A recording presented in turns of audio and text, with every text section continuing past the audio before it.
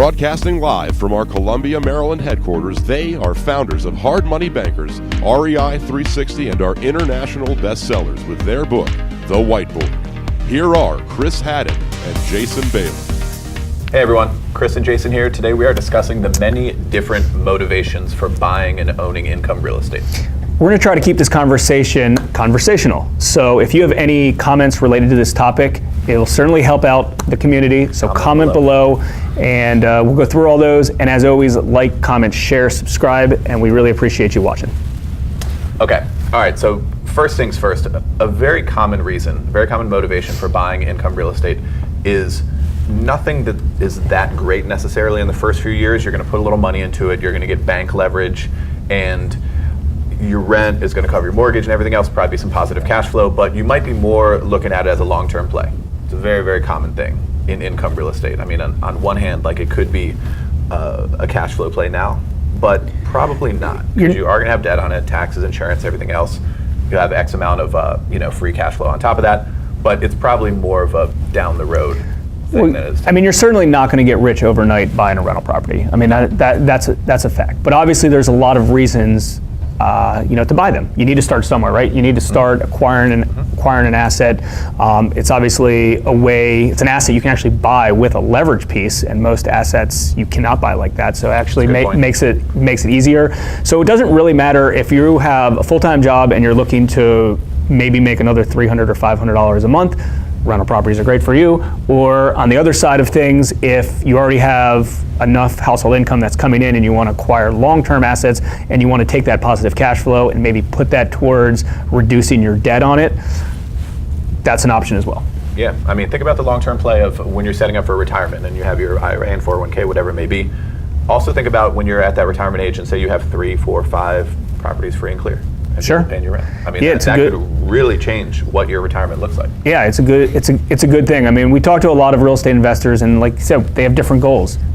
Someone's goal may be like, I want to get 10 rental properties that make $500 a month positive every month, so I can quit my job and have that income to go down on. Nothing certainly wrong with that. And on the other side, we know a lot of real estate investors that are flipping houses, doing lending, doing other things. They don't need that income, so they buy rental properties because there's so many benefits related to it, and they take the positive cash flow and they use that, put that back into it, kind of treat every rental property as its own individual business, and that grows and grows and grows. And guess what? You wake up in 10 years from now, which is going to be like tomorrow, and your debt's paid down, the property is hopefully appreciated, and you have a really good asset.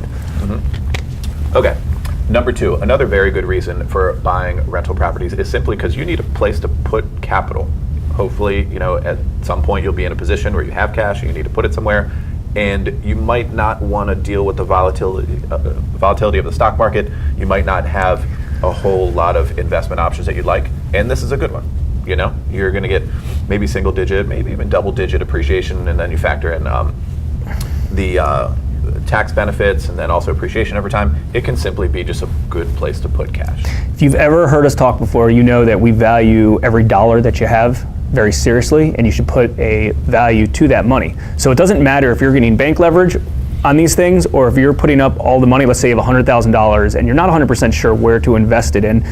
Hey, it may be a good investment to buy a rental property for $100,000 that spits out $1,000 a month in positive cash flow, positive income. That's a thing. But the one thing that you really do need to be aware of is you need to figure out what your money's worth.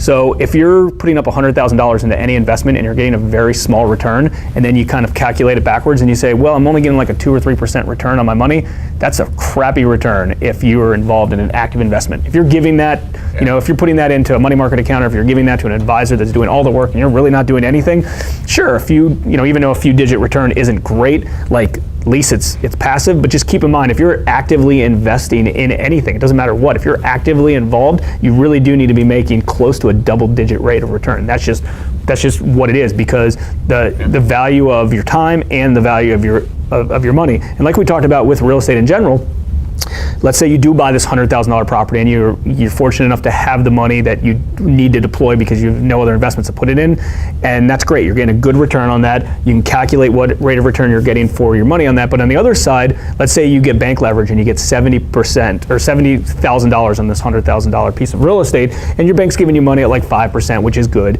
and cash flow is great. You have a really good return on that. Well, keep in mind, if you have to put in that extra $30,000 of your own hardworking cash, you need to make sure you're getting a return on that money.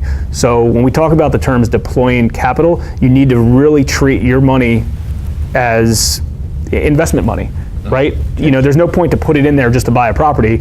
It's just like any asset or it's anywhere you're deploying money into. You need to take your personal money into really strong consideration to make sure you're getting a return on your dollar.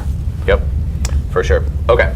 Next one, let's talk taxes. Of course, Jason and I are not CPAs, and anything we talk about is just informational, consult your professional, etc. It's common knowledge that income real estate can be very beneficial tax-wise. It's one of the very, very few things where you can be cash flow positive, but have a write-off, like tax negative. It's bringing down the rest of your other income, and it's a unique thing in that way. And a lot of people, for a long time, a lot of wealthy people in the U.S. have used it for exactly that. In addition to whatever appreciation, whatever cash flow it may be, you can just have to pay less taxes on your other income because you own it, which is pretty cool because of the whole depreciation thing. In addition to the other benefits, some people use it for that alone.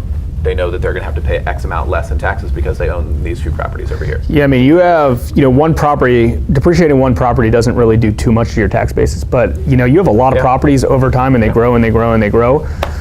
It ends up being a big deal. Mm-hmm. It ends up being a really big deal, and it's fortunate as of now we have that ability to depreciate rental properties. Yep. Our investment properties in general, and then you never know. There's different theories of what do you do as these properties appreciate, and some philosophies is, hey, I always want to trade up to another asset class, to a better and a higher asset class, doing 1031s and things like that. So you say, hey, I've got a crappy property that maybe has hit its capacity of what it's capable for doing for me, but I have a good amount of equity in it. I'm going to take that, I'm going to do a 1031, I'm going to move that to the next level, buy another higher income class property that maybe is a better investment, and I'm not paying taxes in the short term of it. So, getting creative and understanding kind of the laws and the strategies can really put you into a good spot. And again, 10 years from now, things are different, but 10 years from now, you're going to wake up tomorrow and we're going to be 10 years later. And it's good to have that. It's good to have that ability to kind of move up. Like maybe right now you're into, lower city properties that have really, really good cash flow, but they're a pain in the neck to deal with. Well, you know what? Maybe you don't want to deal with that in the future, and you can cash those in, maybe at $500,000 in equity, and you buy a nicer property in a better area. You buy that in cash with earnings from equity. You're not getting taxed on that, at the time of the transaction. Maybe in the future you do, but there's options. Yeah, 1031s for sure. Okay. Also, rental properties can be a great part of your estate planning for the next generation. Recently, we were speaking at a real estate office, and we were talking about income properties and flips and everything else. And the guy who was doing the training told a story of what he's up to with two rental properties, one for his son, one for his daughter. And around the time that they're 25 or 30, I don't remember exactly how old, they're going to be free and clear and cash flowing and valuable. This one's for you, this one's for you. I'm out, you're good, right? And I've planned out something similar for my son too. We also heard another story. A friend of ours who has a number of rental properties and is actively buying more knows that he's never going to need the cash flow from them. He's never going to need to sell them. Those are straight for his son and daughter to maintain a certain lifestyle and everything else. And when they're adults, to have a good setup, a good base to work from, that cash flow. A lot of families have done that over time. So you can even be buying rental properties knowing that none of the money's for you, which is a pretty cool thing to think about.